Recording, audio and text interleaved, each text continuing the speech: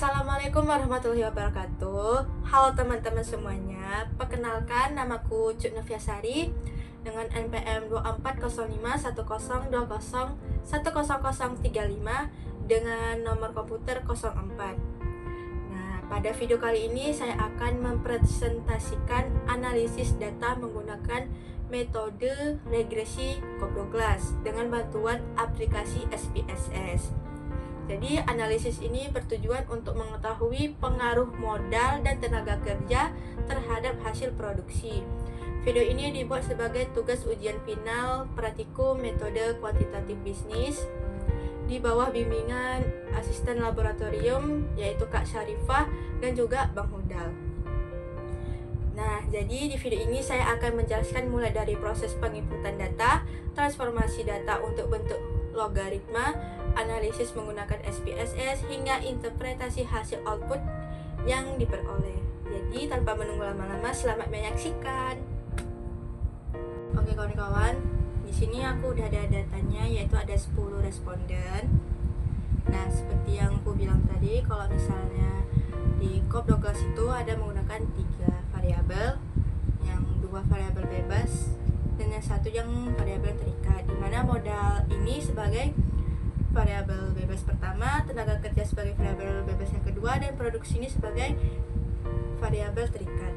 Nah, jadi langkah selanjutnya, ini datanya kita copy, kita kopikan, kita copy, habis itu kita pindah ke SPSS.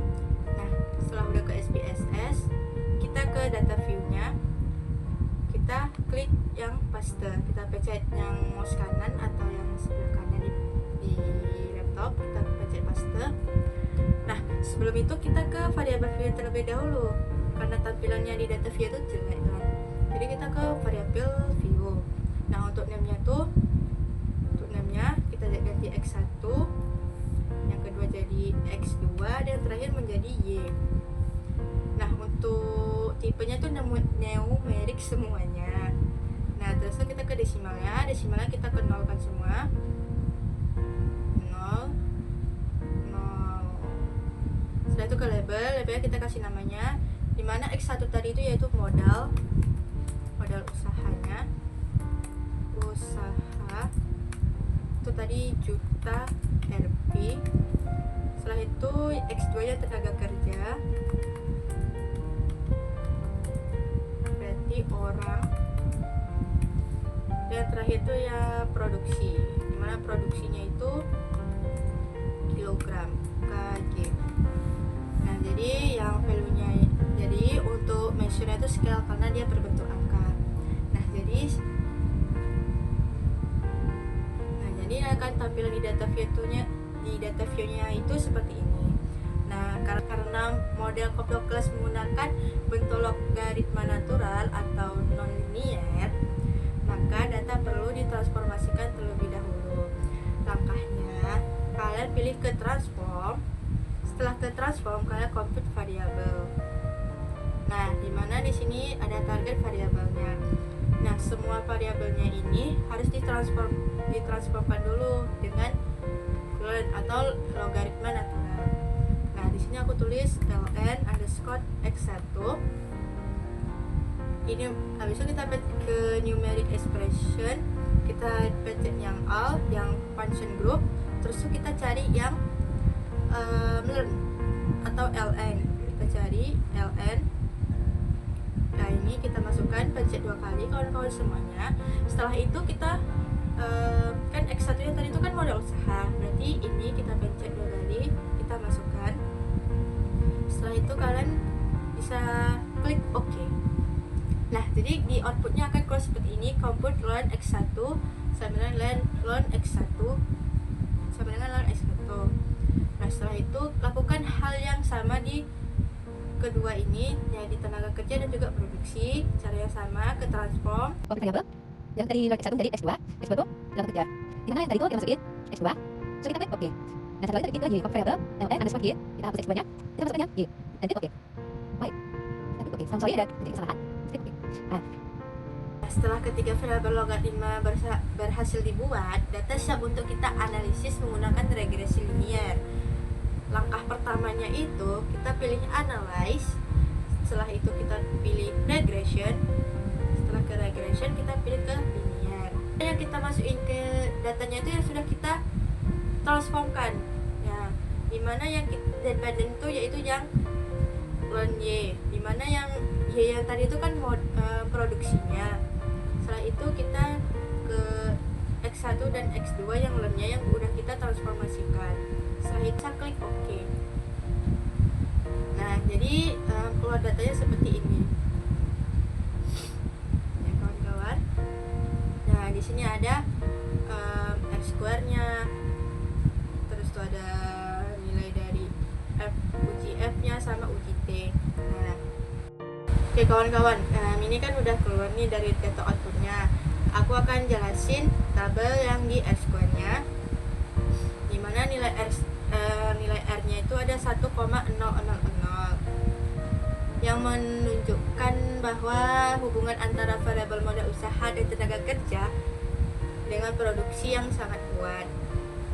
Dengan nilai R-square-nya sebesar 1,000 atau 100% menunjukkan bahwa variasi produksi dapat dijelaskan oleh variabel modal usaha dan tenaga kerja sebesar 100%. Nah, sedangkan jadi sisanya itu kan sebesar 0% bahwa dijelaskan oleh faktor lain di luar model.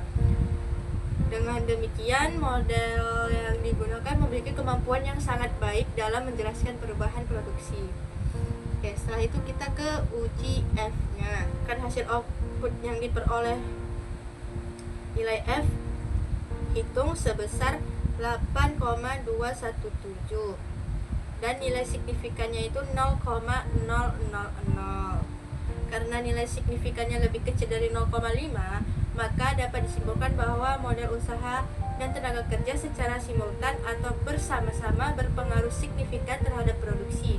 Dengan demikian, model regresi yang digunakan layak untuk dianalisis lebih lanjut. Setelah itu ada di tabel koefisien atau UJT-nya. Nah, jadi pada variabel modal usaha yang ini oleh koefisien sebesar 0,792 dengan nilai signifikannya itu 0,000. Karena nilai signifikannya lebih kecil dari 0,5, maka modal usaha berpengaruh signifikan terhadap modal. Artinya berpengaruh signifikan terhadap produksi. Artinya setiap peningkatan modal usaha sebesar 1% akan meningkatkan produksi sebesar 0,792% dengan asumsi variabel lain tetap. Pada variabel yang tenaga kerja dengan diperolehnya koefisien yaitu 0,172 dengan nilai signifikannya itu dengan 0,021. Karena nilai signifikannya juga kecil dari 0,05, maka tenaga kerja berpengaruh signifikan terhadap produksi. Artinya kawan-kawan, setiap peningkatan tenaga kerja sebesar 1% akan meningkatkan produksi sebesar 0,172% dengan asumsi variabel lain tetap. Berdasarkan hasil analisis regresi Cobb-Douglas, diperoleh persamaan sebagai berikut. Dari persamaan tersebut dapat diketahui bahwa koefisien modal usaha sebesar 0,792 dan koefisien tenaga kerja sebesar 0,172, kedua koefisien bernilai positif yang menunjukkan bahwa peningkatan modal usaha maupun tenaga kerja akan meningkatkan produksi.